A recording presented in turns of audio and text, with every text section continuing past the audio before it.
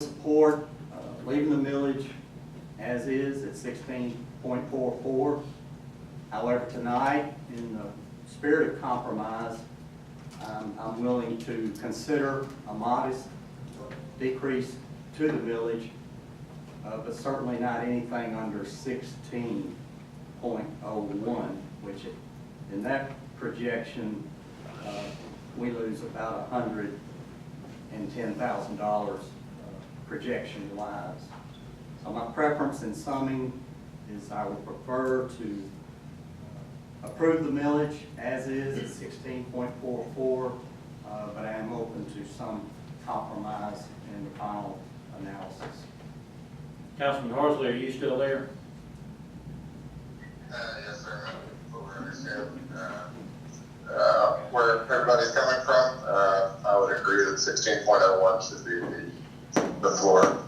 Again, I'm trying to limit sort of my talking just because of the background noise, but I'm okay at 16.01 or either 16.11 with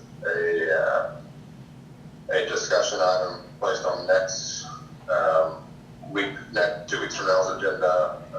If we choose to do 16.11, that 2 weeks from now we would have a agenda item regarding our legislative packet for the General Assembly for 2019 for a 1-point increase in homestead if we choose 16.11, but would not have that requirement if we chose 16.01. So that's sort of where I'm at. Councilman Alexander? Yeah, this is something that I've vacillated with. I mean, I see perspectives on both sides. I know you've said multiple times, the mayor has said multiple times, we pay taxes too. And I know personally, my taxes have been close to 4 times what some of my neighbors are 2 streets over for a while. So I can't imagine what that transition must be like. And so a lot of my comments have been looking at both perspectives. So it's something that's kind of difficult for me. I have expressed several times the desire to explore an increase in tax exemptions because I do understand that our businesses carry the majority of the taxes that the city receives as revenues. Unfortunately, that can't happen. It wouldn't have been able to happen immediately anyway because we already received the tax exemption. For a lot of people who may have seen that increase and have not applied for a homestead exemption. But I do think we need to make a good faith effort to make good on what Mark brought forward in his last amendment to increase that tax exemption. So I think what would make sense is to come to some sort of compromise. I'd be in favor of 16.11 personally, with the legislative packet to increase homestead exemptions for homeowners. And for me to circle back as well, I think that my recommendation is not to go any lower than 16.01 because I made the motion last time to give relief, and I still stand by that to give somewhat relief, not a drastic relief, all the way down to 15.61. I can't support that recommendation, but I do think we need to make good on the last efforts that were approved with the misunderstanding at that point in time about the processes for us getting the homestead exemption approved. So I do, at this point, in order to have a good faith effort to say that we're listening, we value our citizens here, I do think that we should lower the millage rate incrementally, but not that drastically. That will put us in an adverse situation as far as being able to afford raises, cars, equipment, and those types of things for our emergency services and to maintain the level of services that we provide here in the city. Well, I've got a little bit different perspective on all of this because I've been here a minute, almost 21 years now. And when we look at these situations, we have to look at the history and we have to look at where things are at this moment in time. Some of the things that we've done in the last few years to help shore up our cash problems, because we've had some cash problems, and all you've got to do is do a 10-year history of the average tax bill for a residential tax bill that was $380-something, $350 somewhere, I'm talking off the top of my head, but back in 2006 and 7, I believe that same bill was about $720. So if you dollar cost average your taxes, when we all make investments in our portfolios, dollar cost averaging is a very important component of making a wise investment, because you might buy some stock when it's really high, but then when there's a bad day at the market, you buy some stock when it's really low. You dollar cost average those two transactions to get the real cost of that stock. And I think that's what we have to do, because we are making an investment. We're making an investment in the employees of this city. We're making an investment in the services that we provide. We're also making an investment to those who worked here for a number of years who depend upon a retirement from the city. One of the things we did several years ago to help with some of that was to drop our pension contributions. We still have a very healthy pension fund. We have no audit findings in our pension fund as far as any concern about the financial health. But our pension advisor would tell us that we probably need to be paying more into the pension fund. And I don't think any thought's been given to things like that. I also will agree with Councilman Adams. I think the steps that the city of Atlanta took today with their vote for the increased pay for their police officers is a message to the law enforcement community in the entire metro Atlanta area, if not the state. And that is, you better take care of your people, because you're already having enough trouble keeping them as it is. We can't compete with Brookhaven. Brookhaven's got all new equipment, all new cars. It doesn't matter where you live, you can take the car home. They've got the top-notch everything. We already have a recruitment problem in the city of Hayesville, because if I'm a young man that wants to pursue a career in law enforcement, I'm going to want to go to a department where I've got some lateral opportunities to grow my career. The career ladder at the Hayesville Police Department is about 3 steps tall. We don't have any special forces of any kind. We don't have any details of any kind. We don't have any major layers of police departments, kind of a military type structure. We just don't have that many layers of leadership in our department, so we're already at a disadvantage. And you couple the fact that our employees haven't had a raise in a number of years. We've made some adjustments to law enforcement, but I don't think we've made enough. So I say all that to circle back around to, once again, I would urge caution of any decrease in the millage rate. As Councilman Adams said as well, he put it very well. We do have concierge level services around here.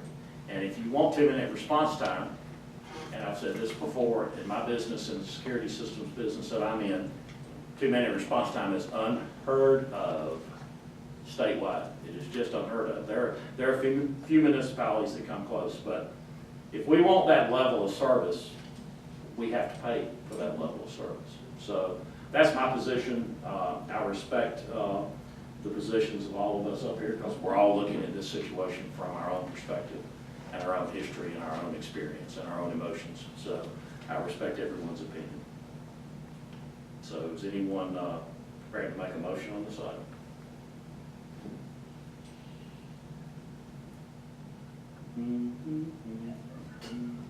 Travis, you want to make a motion? Yes, motion to approve tax millage rate at 16.11 mils with the discussion item at the first meeting in November being included in our agenda packet as it relates to increasing the homestead exemption by 1 point. Okay.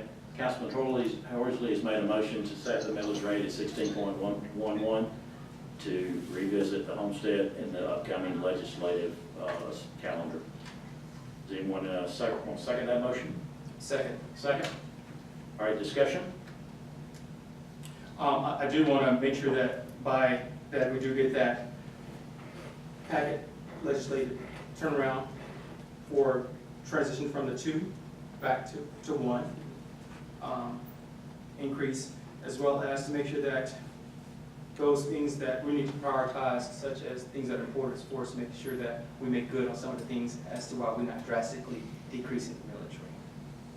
Such as I've reiterated before, salaries, cars, equipment, so forth. Okay. Motion and a second. Is there any other discussion? I would make note as well, I think the 2-week window was mentioned earlier, we actually have a 3-week window on the calendar. Oh, That would give staff a little more time. Okay. Yeah, so it would be November the 6th meeting. Okay? So we can amend that, so I'm not sure if that needs a second. No. It's a preset meeting, so we're good. All right, any further discussion? There being none, all in favor of the motion, raise your right hand. All opposed? Affirmative. Affirmative. Councilman Horsley, motion carries unanimously. All right.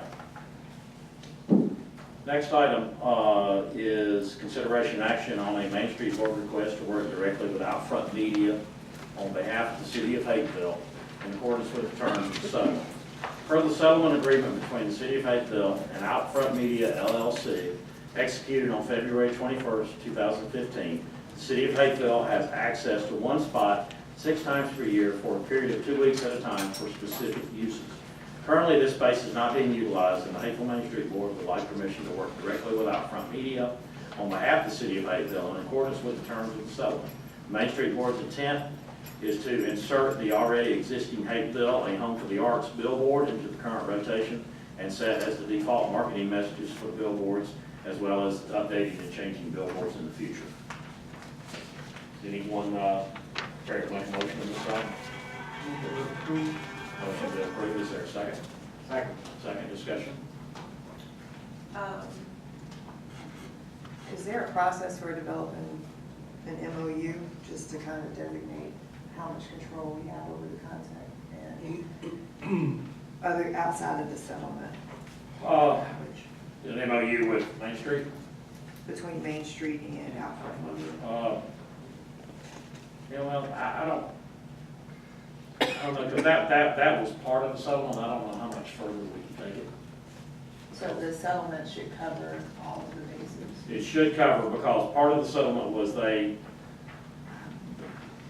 don't remember, David helped me out with the details. Something to do with a certain number per year that we could have for free. yeah, but I was trying to remember the genesis of why we entered into a settlement with them. It was something to They do with, wanted to change a board, one of their boards to a digital Right. board, I believe. And so I think y'all had the latitude to say yes or no. yeah, I think so. So they said, if you will let us take the stationary, the static board down and put up a LED. LED Yeah, yeah. moving board, then Right. we will give this to y'all. Right. basically. Yeah, I remember it had something to do with them, a height adjustment or that, but it was LED, that's what it was.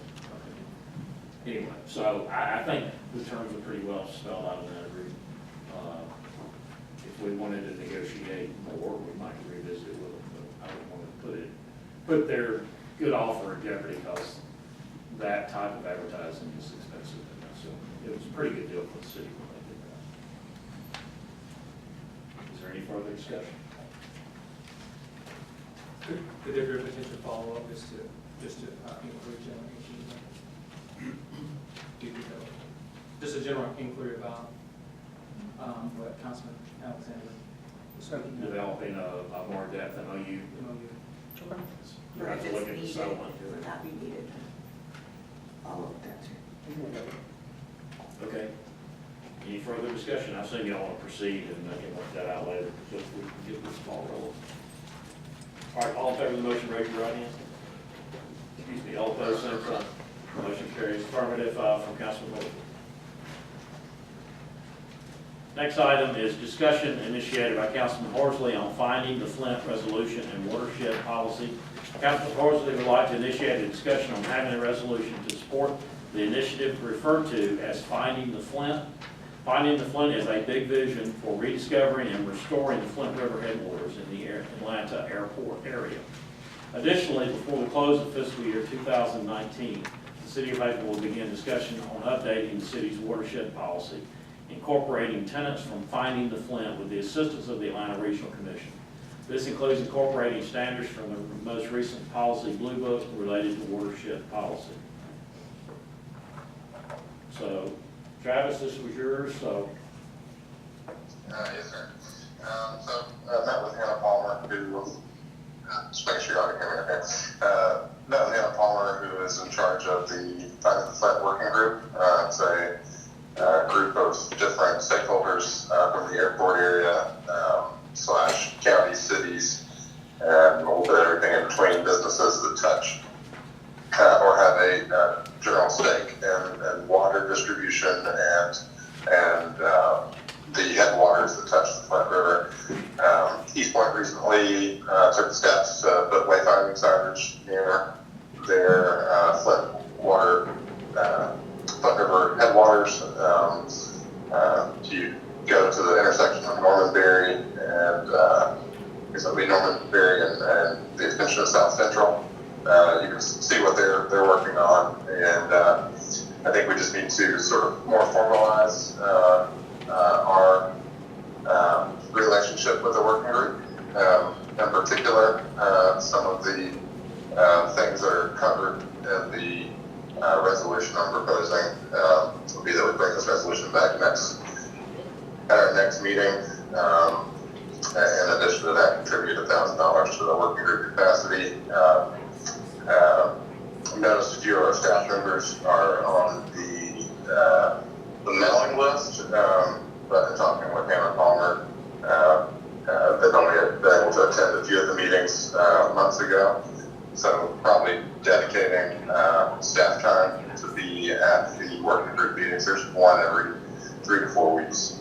Other than that, sort of I guess up to the sixth bullet that I covered was that before the end of the fiscal year that we begin the discussions with the Atlanta Regional Commission to work on regional watershed policy. I believe the blue book that we use, basically a book of standards regarding our watershed, is from the early 90s, if not the late 80s, when I was talking to the Atlanta Regional Commission. There was a recent blue book, standards book regarding watershed policy that was introduced in 2018. So there might be good synergies and also from a regionalism standpoint, good work togethers from the headwaters to focus on possibly doing a joint policy or a working group between Hayfield, College Park, East Point, and the airport area. Brought this up when I was meeting with Polly Sattler, who's one of the persons in charge of sustainability for the airport. She seemed open to the idea, but that it was sort of above her pay grade, so she had to talk up the line as well. But I just think we sort of all touch the same headwaters in the area. It'd be good to work together as a region, focusing on water, and sort of finding the Flint's the best thing I think we can do to attach our name to. It's a charitable organization, has plenty of members that sort of are guiding its principles. So that's that. Is everybody cool with us keeping these dialogues going?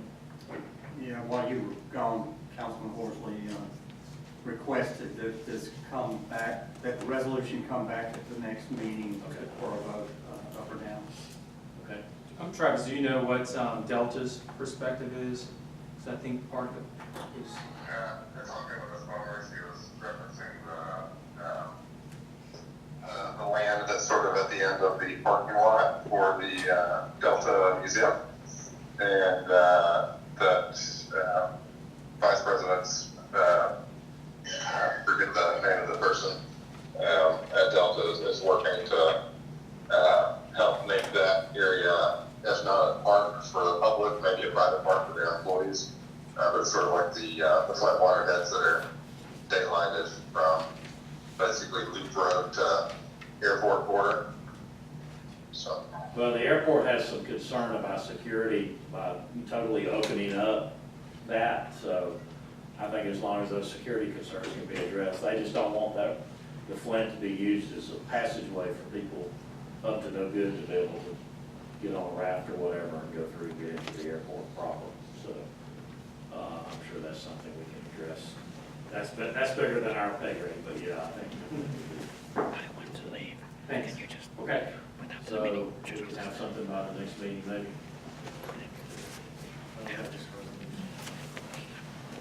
All right.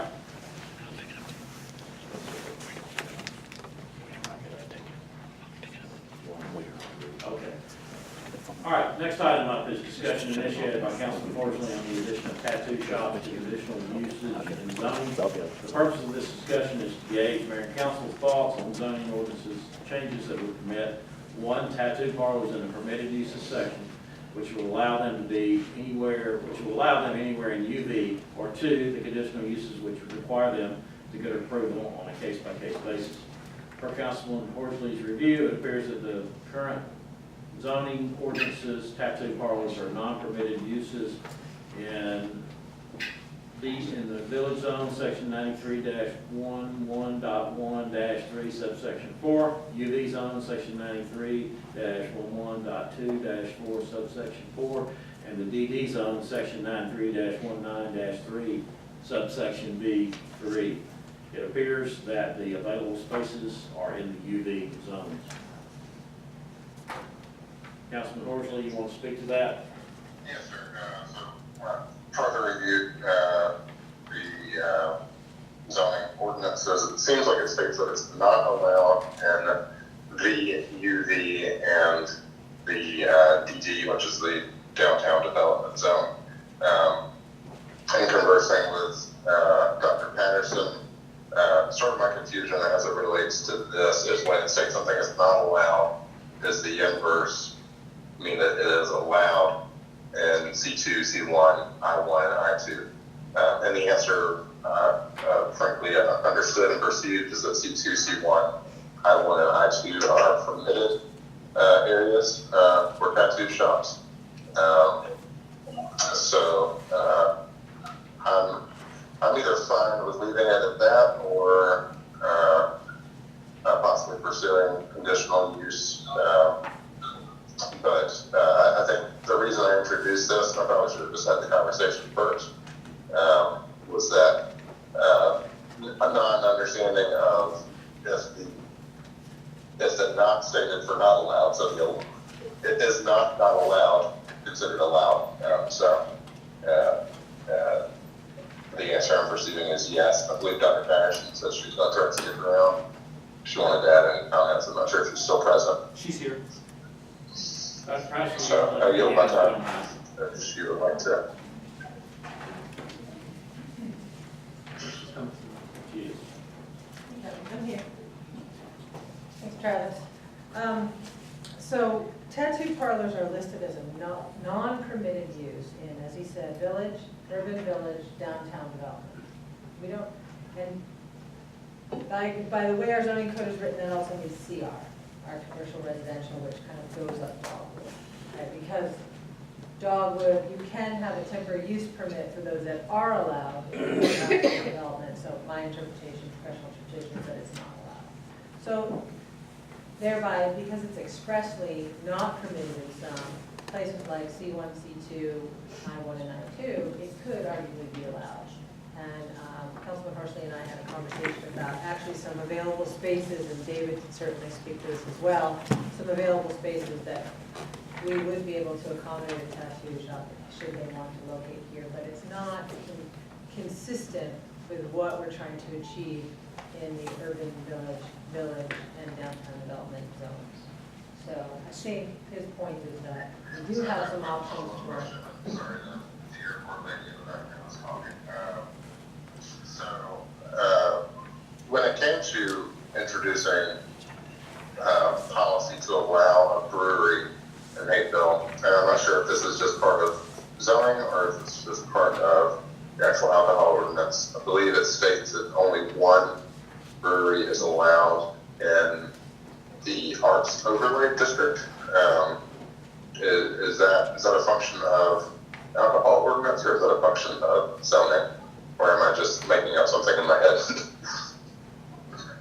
I don't know, you may be making that up. We do have some other ones that we restrict We do have some other things that we restrict based upon population. I just don't know that it's Labor pools. labor pools, and I think at some point there was a discussion of whether or not it Pawn was shops. asked about Pawn shops. pawn shops and, Fireworks. yes, thank you, fireworks, that's what I was thinking of. So, but I don't know if there's one about room. That would be a zone restriction, not. So can you limit a type of business, such as a tattoo shop in the same, in the same sense? If you did limit that, would it still just restrict it to C2, C1, I1, and I2? So the council could take a text amendment, could adopt a text amendment that said you were limiting it per population, so if you wanted to say per 5,000 population or whatever, 10,000 population, which. Yeah, that's what we did on the labor pool. You could do that. Certainly you could do that. We don't have that in place right now. We just have it, as I said, just in there's other districts where it is not permitted. Well, before we waste a lot of energy on this, what's council's appetite for tattoo parlors? Because I have none. I don't quite understand the genesis of the discussion. I'm not in favor of opening other zones to permitting tattoo parlors. I'm not even sure if that's the question that's being asked tonight. Right now, they're not in writing allowed anywhere, basically. So he's asking that if they were to be allowed, where would they best fit, I believe. Is that the correct summary of your question, Travis? Yes, that's correct. I prefer to leave the ordinance or the zoning as is. But it is inferred that if a tattoo shop was to come about, the appropriate zoning would be C2, C1, I. One or I. So there's an opportunity if they decide to establish here, that they could, because our current ordinance does not prohibit them in those areas. We don't have an all-out prohibition. Okay. So there are some locations, I think that my conversation with Councilman Horsley was, are they allowed anywhere? And if so, where are they? And since they're not allowed in this place, are they allowed anywhere? That was a little bit earlier. So you have that attitude. Okay. Yep. Chloe, any thoughts one way or the other? I mean, I wouldn't have an issue with a conditional use permit on a case-by-case basis, but Is that the process that's in place now in these No. zones? No. You just flat out, we'd have to amend the zoning code to say that you could allow them in urban village, CR, or downtown development, which would arguably be CR, would have to come as a conditional use. Staff would not recommend that. You have some opportunities for those spaces. because with the conditional use, if it went through planning and it wasn't recommended, then You still decide. The mayor and council still decide whether or not planning commission and staff recommend it. I'm just trying to give you some feedback on that. Yeah. That, I think that the whole conversation transpired prior to Councilman Horsley and I having the conversation of, could we accommodate a tattoo shop if they wanted to come here? And if so, where would they locate? And And so the definitive answer is yes. there is an opportunity within the city limits of Hayesville for a tattoo shop, just not in UV, V, DD. DD. Okay. and there are no, it says the space available, none of the spaces available are in those zones. I gave Councilman Horsley a couple of potential options, as I'm sure David could do that. I don't know if they had conversations before about where, that's where my default is always, to David, I just happen to know about one that came for conditional use that may not be using its conditional use for something completely different, so that space would be opening up. But I think that's a conversation that whoever that person is that's interested in coming should have with David. And then David and I talk about where they could, which locations, which zoning codes would be applicable.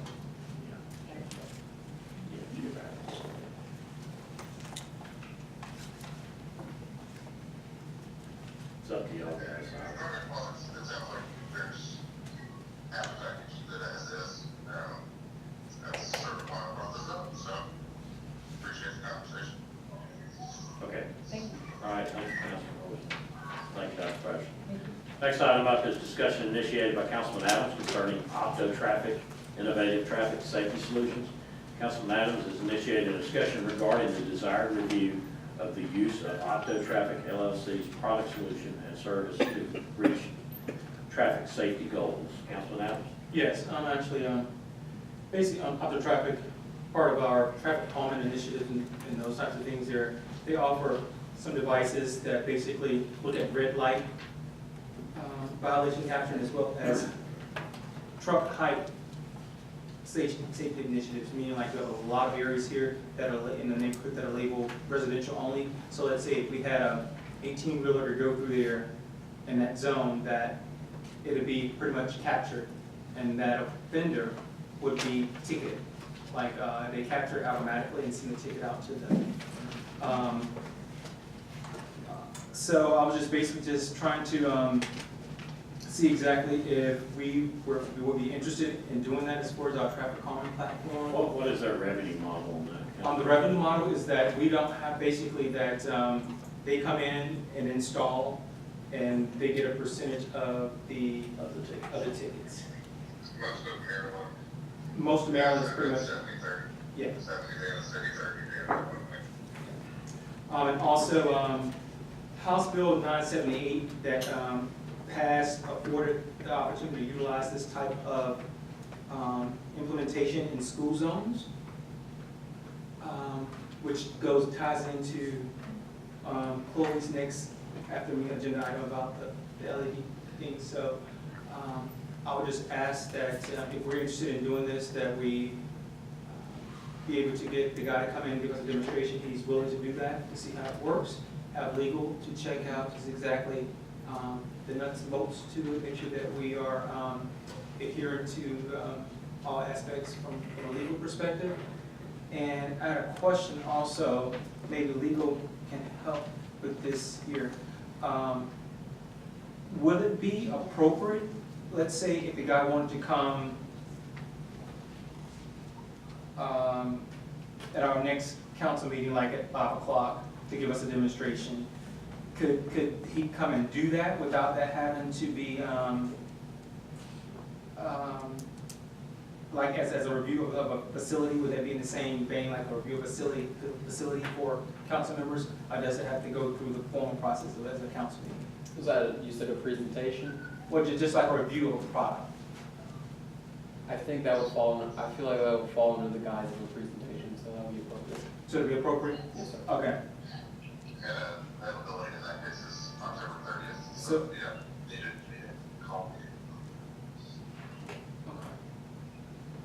Or at least, I mean, the time that other drawings are out there.